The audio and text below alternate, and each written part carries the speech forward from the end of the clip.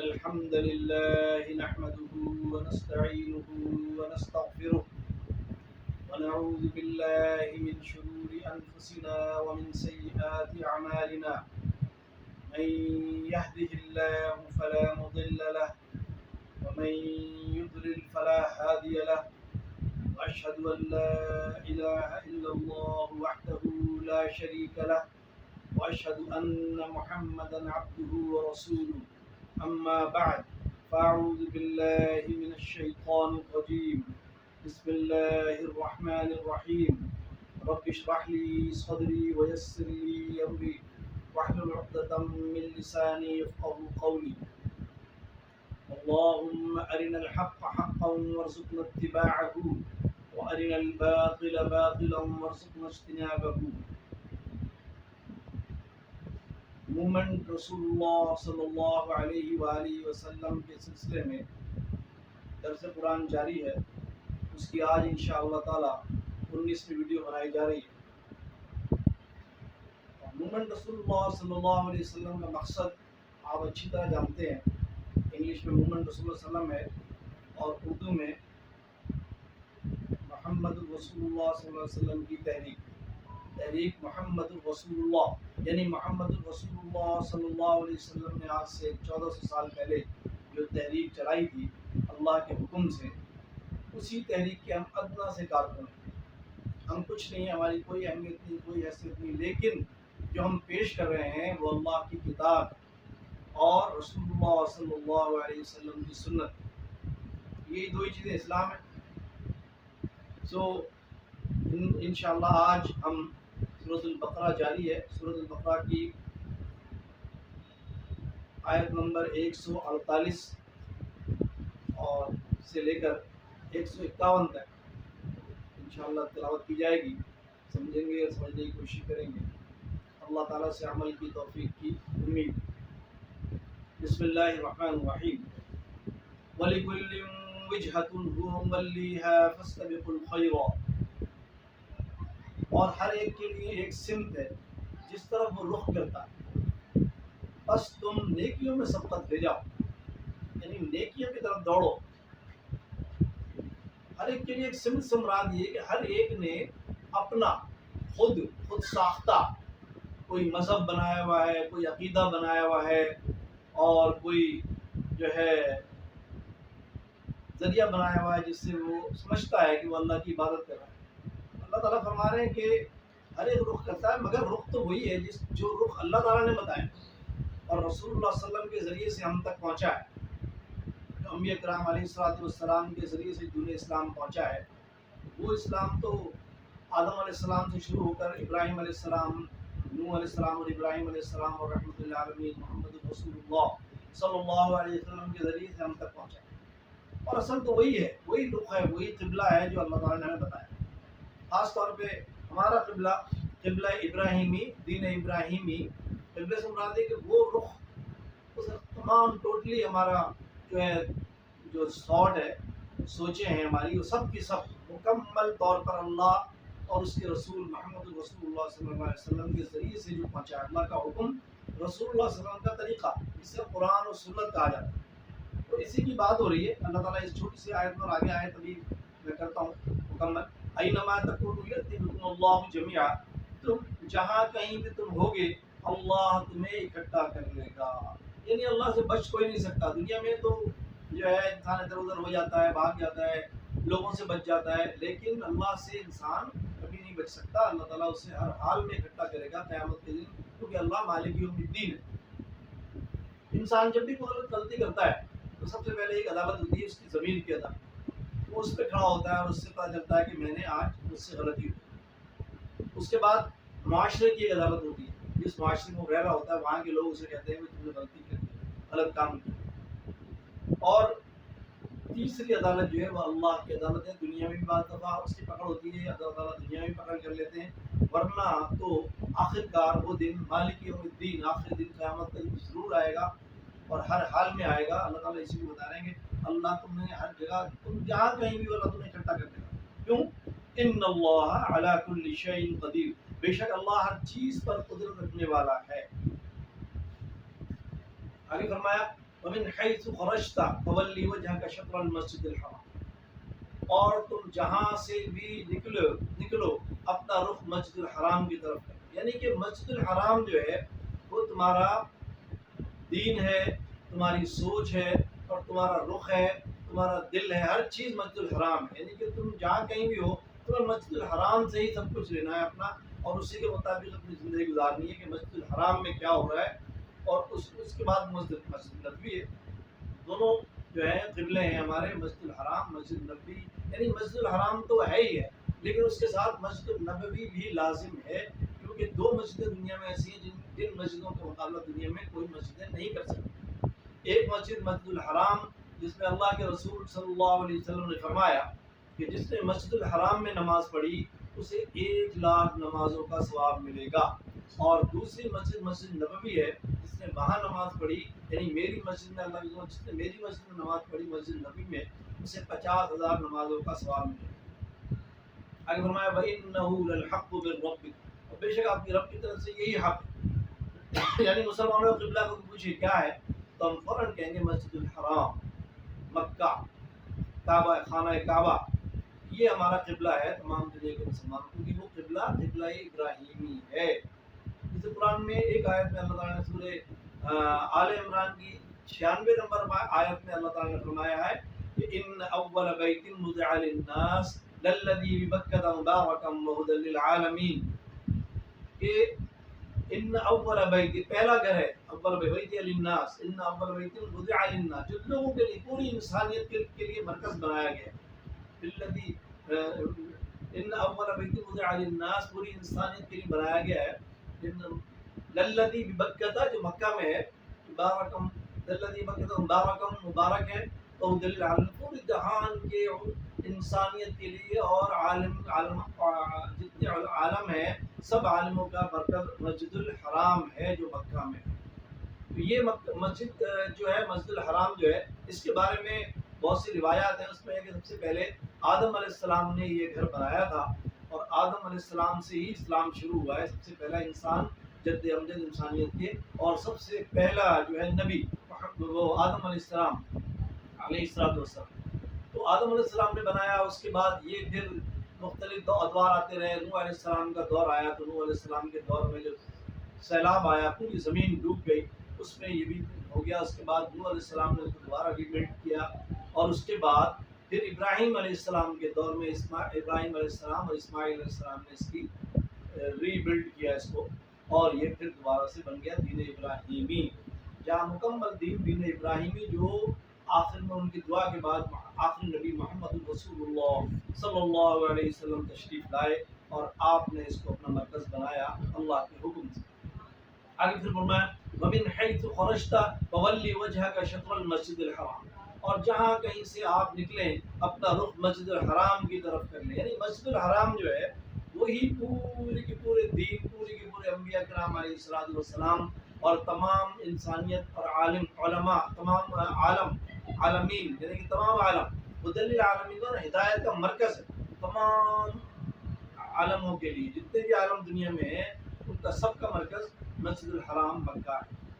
وَحَيْثُ مَا كُنْتُمْ فَوَلُّوا وُجُوهَكُمْ، اور تم جہاں کہیں ہو سو کر لو اپنے رخ اس کی طرف۔ 3 دفعہ یہ حکم دیا گیا ہے بار بار، اس کا مطلب ہے کہ اس کی اہمیت کو واضح کیا گیا ہے، اس کی اہمیت کو اجاگر کیا گیا ہے، لہذا اچھی طرح سمجھ لیں کہ پوری دنیا کا مرکز کیا ہے، پوری انسانیت کا، پوری عالمین کا مرکز کیا ہے، مدل العالمین مکہ مکرمہ۔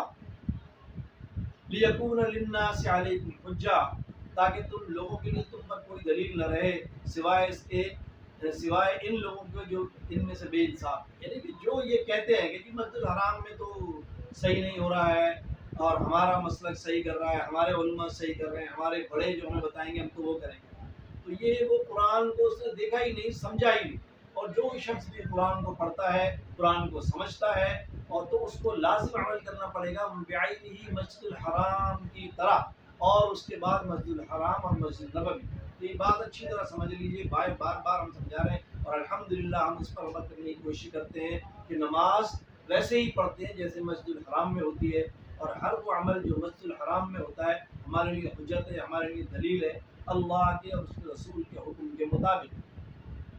آگے فرمایا الا الذين ظلموا منهم، سوائے ان لوگوں کے جو ان میں سے بے انصاف ہے۔ کوئی بھی شخص یہ کہے کہ جی مسجد الحرام کا جو عمل ہے ہمارے لیے حجت نہیں ہے، دلیل نہیں ہے، تو اس کا مطلب ہے وہ بے انصاف۔ تو اللہ تعالیٰ کیا فرمانے فلا تخشوهم واخشوني، سو تم ان سے نہ ڈرو اور مجھ سے ڈرو۔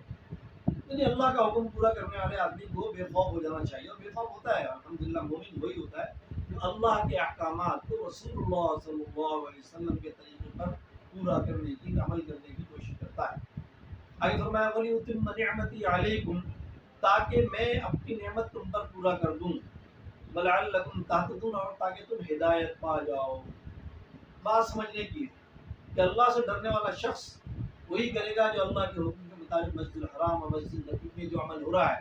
تو میں وہاں پر یہ دلیل نہیں لا سکتا کہ میرے علماء تو ایسے کریں، ارے علماء تو 14ویں صدی کے علماء ہیں، یہ 14ویں صدی کے علماء فرقہ بند، فرقے کے بانی ہیں، یہ فرقے بنائے ہیں انہوں نے، اور فرقہ بندی کرتے ہیں اور کرواتے ہیں، اس کا حکم دیتے ہیں، اور قرآن کو پس پش ڈال دیتے ہیں کہ آیت میں اللہ نے کہا ہے کہ وراء ظہورہم، یہ اپنے پیٹھ کے پیچھے پھینک دیتے ہیں اللہ کی کتاب۔ تو اللہ کی کتاب تو ان لوگوں نے چھوڑی ہوئی ہے اور لوگوں سے بھی چھڑوا رہے ہیں۔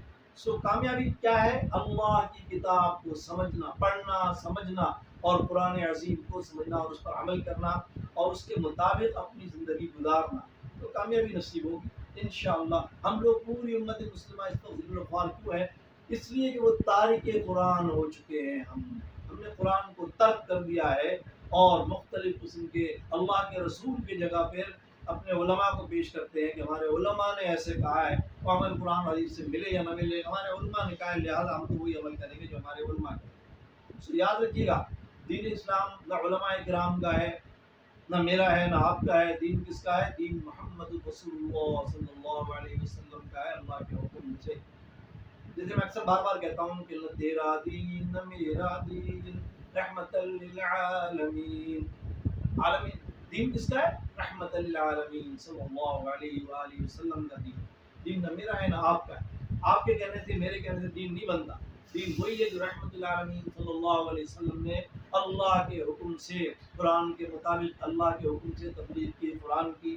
سو قرآن کو پڑھنا، سمجھنا، اس پر عمل کرنا، یہی دین ہے۔ ایک آیت میں اللہ تعالیٰ نے کہا ہے نا سورۃ المائدہ کی آیت نمبر 3 میں جو نعمت کی بات ہو رہی ہے، تو سورۃ المائدہ میں بتا دیا الیوم اکملت لکم دینکم واتممت علیکم نعمتی ورضیت لکم الاسلام دینا۔ یہ آیت جو ہے بہت سی روایت کے مطابق یہ آیت آخری آیت ہے قرآن میں۔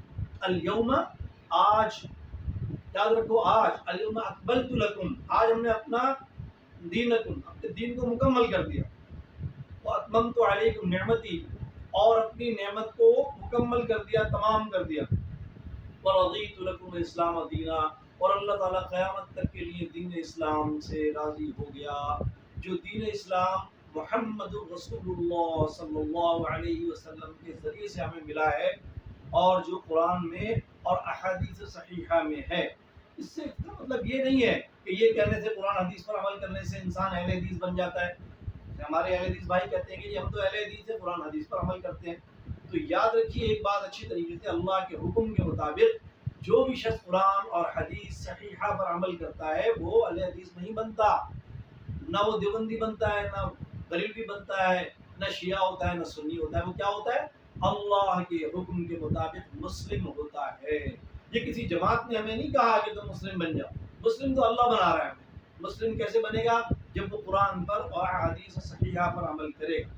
لہذا وہ سمجھ لیجیے اور اس پر قرآن حدیث پر عمل کر رہا ہے تو اس کا مطلب مسلم یعنی اللہ کا فرمانبردار بن رہا ہے وہ، اور اللہ کا فرمانبردار جو شخص بن جاتا ہے اللہ اس سے راضی ہو جاتے ہیں اور اس کی دونوں جہان سدھار دیتے ہیں، دنیا بھی اور آخرت بھی۔ آگے فرمایا کما ارسلنا فیکم رسولا منکم یتلو علیکم آیاتنا، جیسا کہ ہم نے تم میں سے ایک رسول تم جیسا بھیجا، تم میں سے ایک رسول تم جیسا بھیجا، تم میں سے بھیجا، ہم نے ایک رسول تم میں سے ایک رسول بھیجا، تم میں سے بھیجا، یعنی کہ وہ بشری تقاضوں کے لحاظ سے تو اللہ کے رسول صلی اللہ علیہ وسلم انسان ہے جیسے ہم انسان ہیں، وہ بھی انسان ہے، مگر فرق یہ ہے کہ وہ رسول ہیں، ان پر وحی نازل ہوتی ہے اور ان کی شان اعلیٰ ترین ہے، اعلیٰ ترین انسان ہے، وہ بشر ہے، انسان ہے مگر اعلیٰ ترین، نور علی نور ہے، نور بھی ہے وہ، کیونکہ ان میں قرآن، ان کے نس نس میں قرآن سما گیا، وہ مفسر قرآن ہے اور شارح اسلام ہے، تو لہذا وہ نور علی نور ہے۔ ہم نہیں ہیں، ہم بھی ہو سکتے ہیں اگر ہم ان کی سنت پر عمل کریں، تو ہر انسان نور علی نور ہو سکتا ہے۔ ہر انسان کے اندر برائی اور اچھائی دونوں ہوتی ہیں، اچھائی کا مطلب نور ہے اور برائی کا مطلب ہے گناہ، سو، برائی۔ سو جو اچھائیوں پر عمل کرے گا، نیکیوں پر عمل کرے گا، وہ کہاں جائے گا؟ جنت میں انشاءاللہ تعالیٰ۔ اہل ایمان اور مسلمان جتنے بھی کہاں جائیں گے؟ جنت میں جائیں گے۔ تو انشاءاللہ تعالیٰ جب ہم عمل کریں گے تو نور نصیب ہوگا ہمیں، اس دنیا میں بھی اور قیامت کے روز بھی، اور جنت میں بھی ہمیں نور کے ذریعے سے ہی جنت ملے۔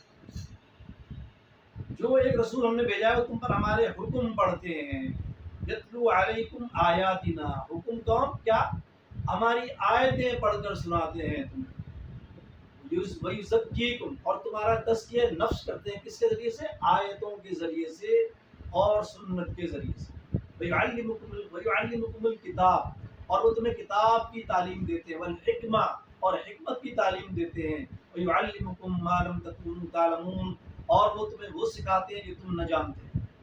فَاذْكُرُونِي يَذْكُرْكُمْ وَاشْكُرُوا لِي وَلَا تَكْفُرُونَ، سو مجھے یاد کرو، میں تمہیں یاد رکھوں گا، اور تم میرا شکر کرو اور میری ناشکری نہ کرو۔ یعنی یہ آیت بھی بڑی اہم آیت ہے، خاص طور پہ پچھلی آیت، دونوں آیتیں بڑی اہم ہیں، اہم تو سارا قرآن ہے، مگر کوئی حکم پڑھتے ہیں اس پہ خاص آیت ہوتی ہے، اس پر ہم ڈسکس کرتے ہیں، یعنی کہ درس ختم ہونے کے بعد، مکمل ہونے کے بعد ہم اس کی ڈسکس کرتے ہیں۔ ابھی ہم بات کریں گے انشاءاللہ تعالیٰ اس آیت پر مزید تفصیل کے ساتھ، ویسے تو ٹائم کم ہے لیکن پھر بھی درس مکمل ہونے کے بعد خاص آیت ہوتی ہے، اس پر ڈسکس کیا جانا بہت ضروری ہوتا ہے، تاکہ اس کو غور و فکر کرنے کے بعد اس آیت کو اچھی طریقے سے سمجھ لیا جائے۔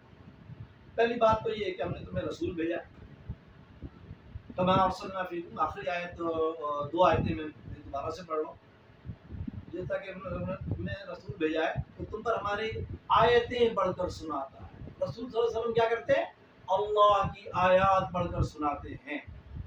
اس سے کیا ہوتا ہے؟ آیتیں سننے کے بعد ہمارا تزکیہ نفس ہوتا ہے، اور کتاب ہم کے ذریعے سے ہم سیکھتے ہیں۔ آیتیں اللہ کی، آیت کی کیا ہے؟ اللہ کی کتاب قرآن عظیم میں، اور حکمت یعنی قرآن عظیم تو جو آیتیں ہیں ان کا رزلٹ کیا نکلتا ہے؟ کامیابی دونوں جہان کی، وہ کہاں سے ہوتی ہے؟ حکمت سے، یعنی کہ وہ رزلٹ اورینٹڈ چیز جس سے ہمیں رزلٹ حاصل ہوتا ہے۔ اگر ہم قرآن پڑھتے ہیں اور پڑھ کر عمل نہ کریں تو پھر ہمیں فائدہ ہی نہیں پڑا قرآن پڑھنے۔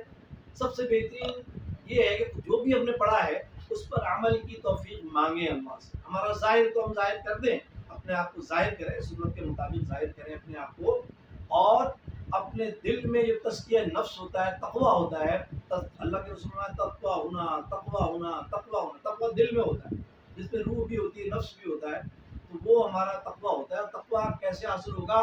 ظاہر والے کی آیت میں فرمایا وَلَا تَقْرَبُوا الْفَوَاحِشَ مَا ظَهَرَ مِنْهَا مَا بَطَنَ، برائی کے قریب بھی نہ جاؤ، ظاہری طور پر اور باطنی طور پر۔ ظاہری عمل تو انسان خود کر لیتا ہے، ٹھیک ہے، میں نے کپڑے اچھے پہن لیے سنت کے مطابق، میں نے داڑھی رکھ لی، میں نماز پڑھتا ہوں، ظاہری عمل ہے نماز بھی، لیکن کیا میرا باطن بھی ایسا ہی ہے جیسا کہ میرا ظاہر ہے؟ باطن اور ظاہر دونوں کو ایک کرنے کا نام ہے اسلام اور ایمان، تقویٰ، یہ ہے اصل ظاہر۔ اب باطن کو صحیح کیسے کریں گے؟ ظاہر جب ہم صحیح کرتے ہیں تو باطن ہم اللہ سے مانگتے ہیں، دعائیں بتائیں اللہ کے رسول صلی اللہ علیہ وسلم نے، پیاری پیاری دعائیں بتائیں، اللہم انی اسألک الہدی والتقی والعفاف والغنی، یا اللہ میں تجھ سے تقویٰ مانگتا ہوں اور ہدایت مانگتا ہوں، والعفاف والغنی، اور پاکیزگی مانگتا ہوں، والغنی، اور لوگوں سے بے پرواہ ہونا مانگتا ہوں، صرف تجھ سے، تیرے سے پیچھے مانگوں اور صرف تجھ سے بن جاؤں، اور لوگوں سے بے نیاز رہوں، بے پرواہ رہوں، لوگوں کی طرف جو ہے کوئی امید نہ رکھوں لوگوں سے، لیکن صرف اور صرف اللہ سے امید رکھوں۔ اور وَيُعَلِّمُكُم مَّا لَمْ تَكُونُوا تَعْلَمُونَ، اس کے ذریعے سے بتایا تمہیں وہ سکھاتے ہیں تم نہ جانتے تھے، یعنی بہت پورا کا پورا دین کس نے سکھایا؟ محمد الرسول اللہ صلی اللہ علیہ وسلم نے، کس کے ذریعے سے؟ قرآن عظیم کے ذریعے سے، اللہ کی آیات سمجھا کر، اور حدیث صحیحہ جو قرآن کی تشریح ہے، definition of Quran, Quran and definition of Quran, یہ اچھی طرح سمجھ لیجئے۔ کہ آپ کو کسی چیز کی ضرورت نہیں ہے. ہاں استاد ہوتے ہیں، لیکن استاد کا مطلب یہ نہیں ہے کہ پیروی استاد کی ہوتی نہیں. پیروی استاد کی نہیں ہوتی، پیروی اللہ کی ہوتی ہے اور رسول اللہ صلی اللہ علیہ وسلم کے طریقے پر ہوتی ہے. تو یہ آیت کو اچھی طرح ہمیں سمجھنا. سورہ بقرہ کی آیت نمبر 151 اور 152. اس کا رزلٹ کیا آئے گا جب ہم ایسا کریں گے؟ تو فَاذْكُرُونِي أَذْكُرْكُمْ، یعنی کہ اللہ تعالیٰ کو یاد رکھو. فَاذْكُرُونِي أَذْكُرْكُمْ، اور میں بھی تمہیں یاد رکھوں گا. اللہ کہہ رہا ہے اگر تم مجھے یاد رکھو گے ہر عمل کرنے سے پہلے، جب غور و فکر کرو گے کہ کون سا عمل اللہ کے حکم کے مطابق ہے اور رسول اللہ صلی اللہ علیہ وسلم کے طریقے پر ہے، تو پھر اللہ تعالیٰ کہہ رہے ہیں میں بھی تمہیں یاد رکھوں گا. جب تم مجھ سے دعائیں کرو گے تمہاری دعائیں قبول کروں گا، اور جب تم مجھ سے طلب کرو گے تمہیں عطا فرماؤں گا، اور دنیا تمہاری سدھار دوں گا، اور آخرت تو ہے ہی ہے. اس کا نتیجہ کیا نکلے گا؟ جنت الفردوس انشاءاللہ تعالی. اللہ تعالیٰ مجھے اور آپ کو عمل کی توفیق عطا فرمائے اور جنت الفردوس کا. اس کا آخری نتیجہ، آخری آیت کہ وَاشْكُرُوا لِي وَلَا تَكْفُرُونَ، کہ اللہ کا شکر گزار بن جاؤ. تو شکر گزاری کب ہوگی؟ جب قرآن اور احادیث صحیحہ پر عمل کرنے کی کوشش کی جائے گی. تو اس کا مطلب ہے کہ اللہ کا شکر ادا کر رہے ہیں ہم، یہی اللہ کا شکر ہے. وَلَا تَكْفُرُونَ، اللہ کی ناشکری نافرمانی نہ کرو.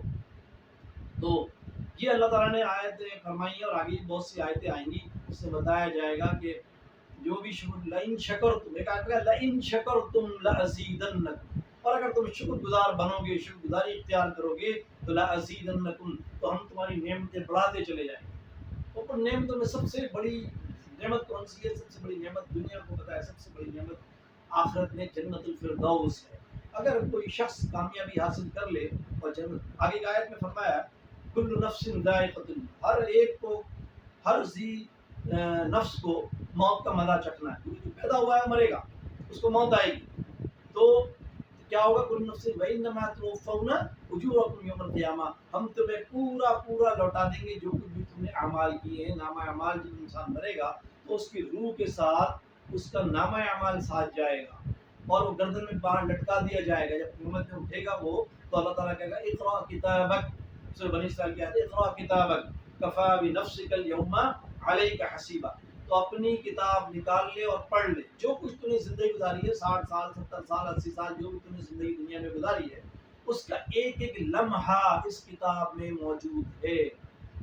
اللہ تعالیٰ نے کہا کہ وَمَن يَعْمَلْ مِثْقَالَ ذَرَّةٍ خَيْرًا يَرَهُ وَمَن يَعْمَلْ مِثْقَالَ ذَرَّةٍ شَرًّا يَرَهُ. تو جو بھی اعمال ہم نے کیے ہیں، نامہ اعمال میں جو ہے وہ فرشتے لکھتے ہیں، کرامن کاتبین لکھتے ہیں، اور وہ ذرہ برابر بھی غلطی نہیں کرتے، اور نہ ہم ظلم کریں گے.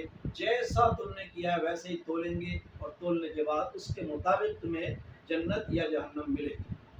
تو یہ تو ابھی ہے جو دنیا کی زندگی میں بھی نظر آتا ہے جو ہے. اس کے بعد پھر جیسے ہی انسان مرتا ہے اور قبر میں اس کو دفن کر دیا جاتا ہے، تو جیسے ہی لوگ اس کو دفن کرنے کے 40 قدم آگے بڑھتے ہیں، تو 40 قدم پورے ہوتے ہی دو فرشتے آ کر اس سے سوال کرتے ہیں کہ من ربک، تیرا رب کون ہے؟ ما دینک، تیرا دین کیا ہے؟ اور یہ ان صاحب کو پہچانتے ہو محمد صلی اللہ علیہ وسلم کی، کو سامنے کر دیا جائے گا، بتا پوچھو یہ کون ہے. تو جو بھی شخص سنت، قرآن اور سنت کے مطابق عمل کر رہا ہوگا وہ فوراً کہہ دے گا کہ میرا رب اللہ ہے. اور اسے پوچھا جائے گا کہ ماں دین کا، تیرا تو کہے گا دین اسلام. وہ یہ نہیں کہے گا میرا دین دیوبندی، بریلوی، اہل حدیث، شیعہ، سنی تھا. نہیں، وہ اللہ یہ پوچھے گا بھی نہیں ہے، نہ وہ جواب دے سکے گا. صرف ایک ہی جواب دینا پڑے گا اس کو کہ میرا دین دین اسلام ہے. یہ دنیا میں ہم نے بنا لیا اور بن گئے کہ تم شیعہ، سنی، دیوبندی، بریلوی. قیامت میں ایسا کچھ بھی نہیں ہے، نہ قبر میں. تو پھر وہ کہے گا میرا اسلام دین اسلام. اگر وہ صحیح ہوگا، فرقہ بندے سے دور ہوگا اور وہ صحیح دین پر عمل کر رہا ہوگا، دین ابراہیمی، دین محمدی پر، تو وہ یہ جواب دے گا کہ میرا دین دین اسلام ہے. ورنہ وہ کہتے گا میں بریلوی ہوں، میں دیوبندی ہوں، اہل حدیث میں پکڑ ہو جائے گی کہ بھائی تمہیں کس نے کہا تھا کہ تم یہ بن جاؤ؟ میں نے تو نہیں کہا تھا کہ اپنی کتاب میں. لہذا دین اسلام پر عمل کرنے والا مسلم ہوتا ہے اور وہ کامیابی حاصل کرے گا قبر کے اندر. اور اس کے بعد اللہ تعالیٰ فرشتے سے کہیں گے کہ اس کے لیے کھڑکی کھول دو. کامیاب ہو گیا یہ، تو پھر کھڑکی کون سی کھلے گی؟ جنت کی کھڑکی کھل جائے گی، یا پھر جہنم کی کھڑکی کھلے گی. غور کرنا ہے ہمیں کہ ہم کون سی کھڑکی کھلوانا چاہتے ہیں. جو ہم غور و فکر کریں گے اللہ تعالیٰ ہمیں وہی کھڑکی کھولے گا. یہ ہمارے ہاتھ میں دین اختیار دیا. اختیاری جو ہے انسان جو ہے اختیاری مخلوق ہے، کیونکہ آزمائش ہے. आजमाइश में मुब्तला है इंसान, दुनिया के अंदर आजमाइश की ज़िंदगी है। अल्लाह ताला फरमाया, अल्लाह के रसूल फरमाया अद-दुनिया मज़रअतुल आखिरा, दुनिया आखिरत की खेती है, जो यहाँ बोएंगे वहीं कब्र में, वही क़यामत में काटेंगे। तो हमें चाहिए कि हम वही बोएं जो अल्लाह उसके रसूल के ज़रिए से हमें मिला है, उसी पर अमल करें और इंशाअल्लाह ताला जन्नतुल फिरदौस में आज चले जाएं। तो ये है कि शुक्रगुज़ारी करें और नाशुक्री ना करें, और अल्लाह को हर लम्हे हर मौके पर अल्लाह उसके रसूल को सामने रखें और उसके मुताबिक अपनी ज़िंदगी गुजारने की कोशिश करें। अल्लाह ताला हमें अमल की तौफीक दे। व आखिरु दावाना अल्हम्दुलिल्लाहि रब्बिल आलमीन। ये वीडियो आप देख रहे हैं, इंशाअल्लाह ताला ज़रूर देखिएगा और इसको सब्सक्राइब कीजिएगा और इसको शेयर कीजिए अपने दोस्तों में। क्यों कि ये वाहिद वीडियो जो आप देखेंगे तो आपको सवाब मिलेगा, अल्लाह की रहमतें नाजिल होंगी। क्यों? मेरी वजह से नहीं, मेरी कोई औकात, मेरी कोई हैसियत नहीं है, मैं उलमाए किराम और अहलुल्लाह अल्लाह की बंदों का पैर की जूती हूँ, मैं कुछ भी नहीं। लेकिन जो मैं पेश कर रहा हूँ, अल्लाह की कसम इससे बड़ी किताब दुनिया में कोई नहीं है, कुरान अज़ीम और रसूलुल्लाह सल्लल्लाहु अलैहि वसल्लम के मुताबिक, सुन्नत के मुताबिक, कुरान और सुन्नत। याद रखिए, कुरान और सुन्नत तैयार करना है और हमारी वीडियो देखें और उसको कुरान के सामने रखें और उसको गौर से देखें। अगर आप चाहते हैं कि आप कुरान समझें और उस पर अमल करें तो हमारी वीडियो गौर से देखें। इंशाअल्लाह ताला कुरान समझेंगे, अमल करेंगे और अल्लाह ताला दोनों जहान आपकी कामयाबी नसीब फरमाएगा। अल्लाह से दुआ है हमें अल्लाह ताला हमारे दोनों जहान में कामयाबी नसीब फरमाए। व आखिरु दावाना